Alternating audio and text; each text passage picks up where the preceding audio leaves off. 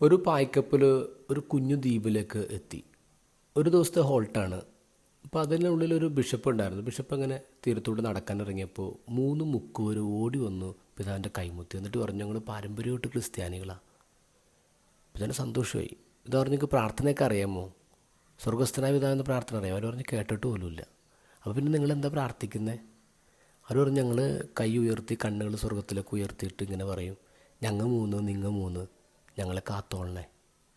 Bishop പറഞ്ഞത് പൊട്ട പ്രാർത്ഥനയാണ്. അങ്ങനെ ബിഷപ്പ് ഒരു ദിവസം മുഴുവൻ എടുത്ത് ഇവരെ സ്വർഗസ്ഥനായ പിതാവ് എന്ന പ്രാർത്ഥന പഠിപ്പിച്ചു. പിറ്റേ ദിവസം കപ്പൽ കയറി ബിഷപ്പ് പോകുമ്പോൾ ഒരുപാട് സന്തോഷമുണ്ടായി, സംതൃപ്തിയോടെ പോകുന്നത്. കാരണം ഇവർ 3 പേരും തെറ്റാതെ ആ പ്രാർത്ഥന ചൊല്ലി.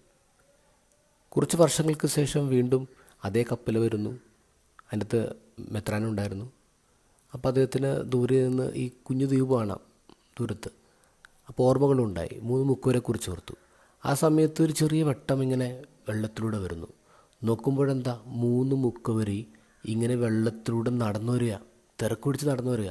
കപ്പലിലെ ആൾക്കാരൊക്കെ അന്താളിച്ച് കാഴ്ച കാണുക. ഈ 3 മുക്കുവർ മെത്രാനോട് പറഞ്ഞ, പിതാവെ അങ്ങ് പഠിപ്പിച്ച പ്രാർത്ഥന മറന്നുപോയി, ഒന്നും കൂടി പഠിപ്പിക്കുമോ? അന്താളിച്ച് നിൽക്കുന്ന ബിഷപ്പ് അവരോട് പറഞ്ഞു, മക്കളെ നിങ്ങൾ വീട്ടിലോട്ട് പോക്കോ, എന്നിട്ട് നിങ്ങളുടെ ആ പ്രാർത്ഥനയില്ലേ, ഞങ്ങൾ 3 നിങ്ങൾ 3 ഞങ്ങളെ കാത്തോളണേ, നിങ്ങൾക്കത് മതി.